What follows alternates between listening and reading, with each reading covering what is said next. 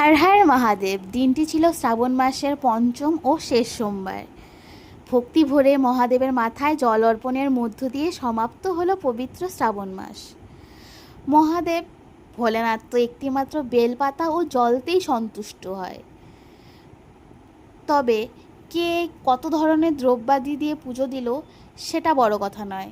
নিষ্ঠা মনে মহাদেবকে জল ও একটি বেলপাতা অর্পণ করলেই মহাদেব তুষ্ট হয়। মহাদেব ভক্তের মন দেখেন, জাঁকজমক নয়। তবুও নিয়ম ও শুদ্ধাচার মেনে পুজো করাটা আমাদের একান্ত কর্তব্য। দেবাদিদেব মহাদেব তুষ্ট হন ভক্তিতে, আর বিধি মেনে পুজো করাটা আমাদের ধর্ম। আর আমি যতটুকু নিয়ম জানি চেষ্টা করি কোনো ভুল না করে মহাদেবের আরাধনা করার। হয়তো সবসময় হয়ে ওঠে না, কিন্তু যখন পারি যথার্থ চেষ্টা করি।